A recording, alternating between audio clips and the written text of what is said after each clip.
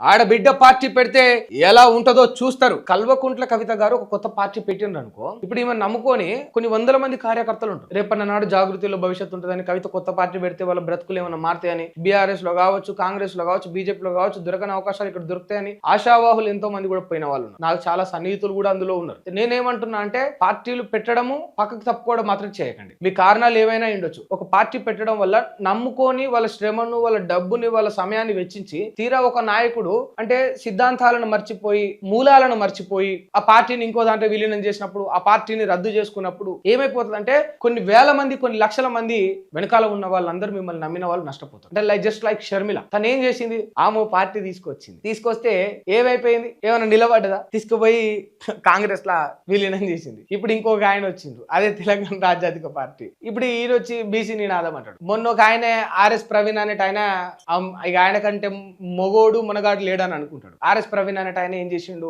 బహుజనులందరినీ ఏకం చేసిండు. మళ్ళీ ఎవ్వడు బిఎస్పీని నమ్మకుండా, బహుజనులకు విలువ లేకుండా బహుజనుల ఇజ్జతి తీసేసిండు. ఎవరు, ఆర్ఎస్ ప్రవీణ్ అనేట ఆయన. ఏమైపోతుంది అంటే సింపుల్ థింగ్, మీకు ఒక విషయం చెప్తాను నేను డీటెయిల్డ్ గా. ఇప్పుడు కల్వకుంట్ల కవిత గారు ఒక పార్టీ పెట్టిండ్రు అనుకోండి. ఇప్పుడు ఇవి ఒక పార్టీ, సరే ఆ పార్టీ ఏదైనా ఉండని క్వశ్చన్ మార్క్ ఏదైనా పెట్టుకోండి. ఇప్పుడు సమస్య ఎక్కడొచ్చిందంటే షర్మిల అనే ఒక మహిళ వచ్చి పార్టీ పెట్టి ఆమె వెంట కొన్ని వందల మంది నడిచింది. ఉదాహరణకి బెస్ట్ ఎగ్జాంపుల్, కొంత ఫెమిలియర్ పర్సన్ ఏపూరు సోమన్న పోయింది. ఇప్పుడు ఆమె పార్టీని తీసుకుపోయి కాంగ్రెస్ లో ఇంకో దాంట్లో విలీనం చేయడం వల్ల ఏమైపోయింది, ఆమె నమ్ముకోని వాళ్ళందరూ నష్టపోయింది. సింపుల్ గా చెప్పాలంటే గుడిసిపోయింది, ఏం లేదు. దాని తర్వాత ఇప్పుడు ఇంకొకటి వచ్చి మళ్ళీ బీసీ నినాదం అంటారు. రేపు ఇది కూడా ఉంటుందా ఊసిపోతుందా తెలియదు, క్లారిటీ లేదు. తెలంగాణ రాజ్యాధిక పార్టీ అని పెట్టి నేను ఏమంటున్నా అంటే మీరు ఉంటే సంతోషం. ఇప్పుడు తెలంగాణ రాజ్యాధికార పార్టీ అనేది ఏదైతే పెట్టిందో ఉంటే సంతోషం. రేపన్ననాడు కవిత గారు మీరు ఏదైనా పార్టీ పెడితే అది ఉంటే సంతోషం, ఉండాలి, నిలబడాలి. ఎందుకంటే మిమ్మల్ని నమ్ముకొని మీ పార్టీ మీద ఆశపడి ఆశాభావులందరూ ఇక్కడ ఏదో బతుకుదేరు ఉంటుంది, ఇక్కడ ఏదో ఆధారం ఉంటుంది, ఇక్కడ ఏదో పదవి వస్తుంది, పోస్ట్ వస్తుంది,